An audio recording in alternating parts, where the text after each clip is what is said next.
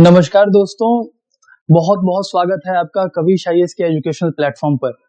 आज हम बात करेंगे माइग्रेटरी बर्ड्स के बारे में। आपको पता ही होगा, जहां एक तरफ सर्दियां शुरू होती हैं तो हम इंसान घरों के अंदर चले जाते हैं, वहीं पर ये पक्षी एक देश से दूसरे देश में ट्रेवल करते हैं बिना किसी पासपोर्ट वीजा के। आइए हम लोग जानते हैं कि ऐसा क्यों होता है, ये क्यों इस तरह से large scale of aviation species हर साल माइग्रेट करते हैं ठंडियों के दिनों में, सितंबर से अक्टूबर के बीच में, और ये ट्रेवल करते हैं from northern hemisphere to southern hemisphere. जानते हैं इसके पीछे का साइंस क्या है।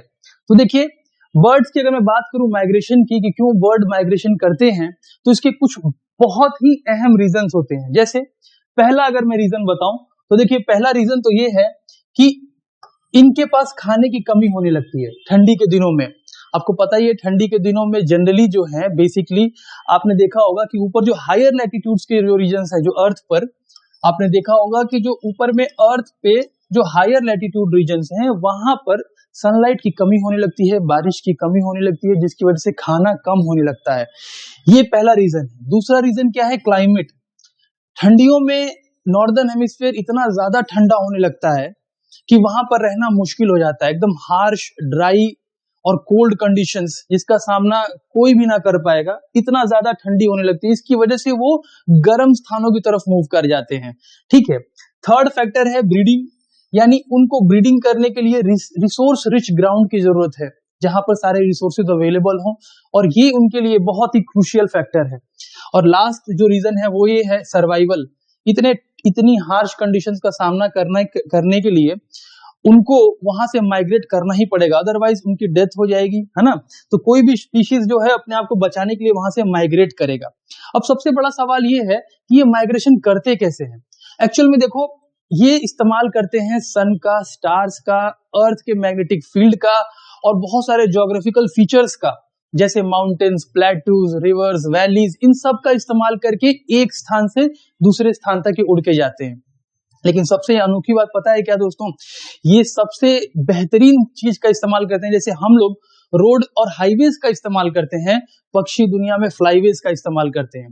दुनिया भर में 8 बड़े बड़े फ्लाईवेज हैं, और सबसे हैरानी की बात क्या है, इंडिया भी एक ऐसी ही एक फ्लाईवे में लोकेटेड है। इस फ्लाईवे का नाम है सेंट्रल एशियन फ्लाईवे। ठीक है।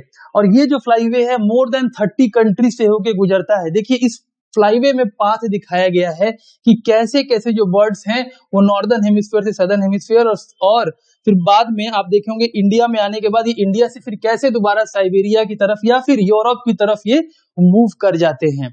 अब आइए हम आगे बात करते हैं, कौन कौन से पक्षी जो है जो इंडिया में हर साल माइग्रेट करते हैं। मैंने जैसा कि आपको बताया कि माइग्रेशन का जो इनका टाइम होता है वो होता है सितंबर से अक्टूबर, और फिर ये रिटर्न कर जाते हैं मार्च से अप्रैल में। ठीक है। तो देखिए, पहला आप यहाँ पे देख रहे हैं, ये एक अमूर फैल्कन है। ये साइबेरिया से आने वाला पक्षी है। बेसिकली इसका स्टॉप है नागालैंड में, और ये लगभग 22,000 किलोमीटर का सफर तय करता है पूरे जर्नी में। आप सोच सकते हैं, इतनी दूर तक तो कोई अपने रिश्तेदार से भी मिलने नहीं जाएगा, जितना दूरी ये तय कर ले रहा है।